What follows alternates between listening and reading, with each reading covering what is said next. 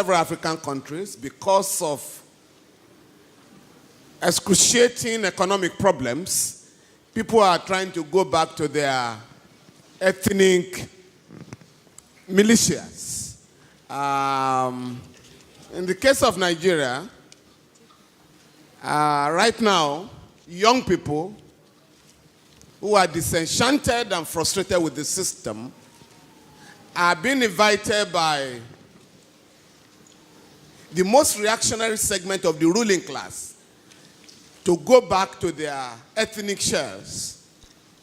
Whereas in the drawing rooms of the rich, nobody talks of religion or ethnicity when they want to destroy and steal the wealth of the country. The question of sex is irrelevant. As a matter of fact, all the armed robbers in Nigeria, all the money they have stolen since 1960 has not been up to 191 billion naira stolen by an executive of a bank. I'm sure you know what I'm talking about. Yes. A lady executive of a bank was charged with stealing 250 billion naira. She pleaded with the government, can I do plea bargain? I will return 194 billion naira.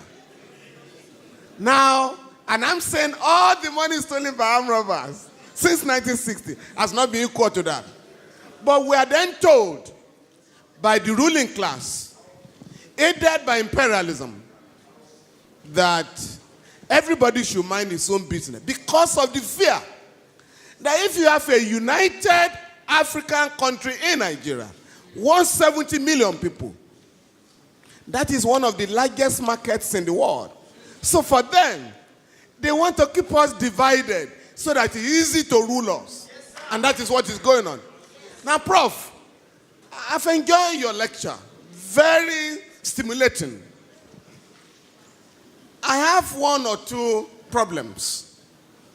Yes, Africans are corrupt, but I beg you, don't be tempted to jump to the conclusion of the West that stigmatizes us as the most corrupt people on earth. It's not true.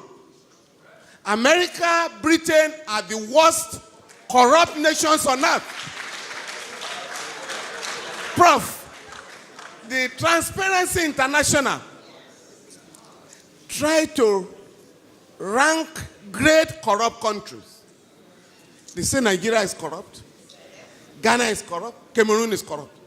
But Switzerland, that warehouses all corrupt money in the world, is never in that reckoning.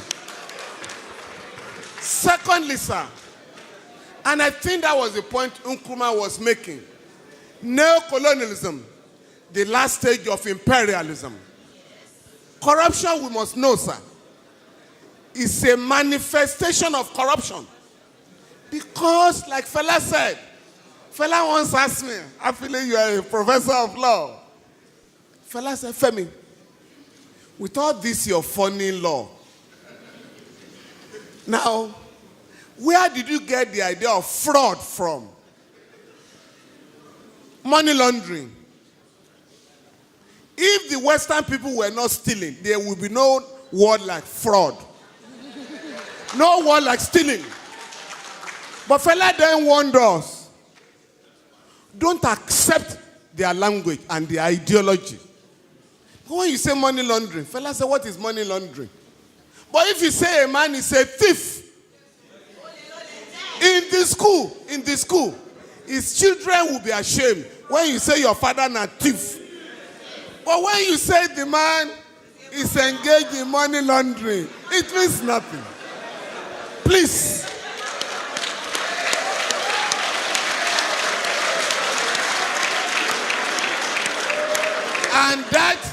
And that was when Fela was reminding us that they get the ruling class. Fela said members of the ruling class have ways of deceiving us. Embezzlement, the fraudulent. Make I remember another word, just to deceive people. But if we are going to organize Africa, sir, we need to draw a line of dichotomy between the countries that are getting it right and those that are exposing Africa to shame. You mentioned Rwanda. Rwanda, not just the cleanest city, has the largest number of women legislators in the world, ahead of the West. But here, you are told here, women are supposed to remain in the kitchen, not to go to politics. And you know how they keep women away from politics? All the meetings of political parties are held in the dead of the night. Why? I'm talking of great ideas by lecturers, and you could pick and choose. And I chose ideas that could transform our continent. And when I went to practice, incidentally, I think Motorayo is left. Who asked the question? Morayo. I practiced under our father, the late Alawa Kabashorun, and he was an African lawyer, was very close to Nkrumah, Fela and all that. And that generation believed that Africans should be made to realize that we can solve our own problems. Fela sang about religion, and this is very important, because I was just reading Pastor Adeboye, who has just said that he wants to establish more churches so that everybody can have a church within a walking distance. Now, Fela sang about religion and the danger of religiosity as opposed to spirituality. Now, Akadina Okoye has just given a beautiful reply this morning that what Adebayo is talking about are business centers, not religious institutions. Please, and this is very important, they want to know how our young people can have these progressive ideas. Ayo, I would like to suggest to Yeni and other organizers of celebration, next year, please, have a session for musicians in Nigeria. Not just the show. Have an intellectual engagement with them so that you can get them to realize what it means. My own son, my son is a musician. And I asked him one day, where are you getting these your ideas from? He said that you've forgotten that in your car, in our home in those days, you always play Fela. And I have learned about singing for relevance in our society. The last one is about the elite. All of us here, including Prof. Fela decided to drop ransom from his name. You know Fela was Ransom Kuti. He dropped it and chose Anikulapo Kuti. And that influenced many of us to also change our foreign name. Prof, by the way, I was also a Patrick, like you. Now, but I've thrown away that. But on our children, all of us can decide today. Because Prof made the point. We are all proud.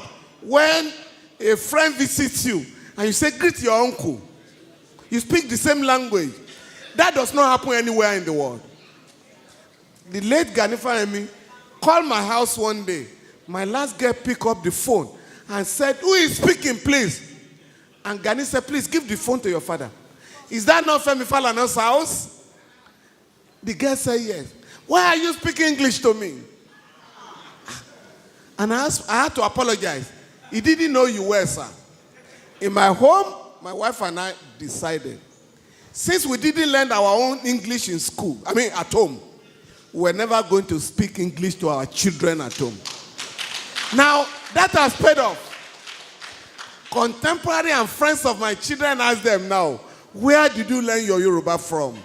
And I think all of us can decide to teach our children our native language. When we were in school, it was prohibited. They call it vernacular.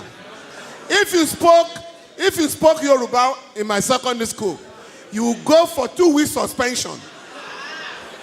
Thank you.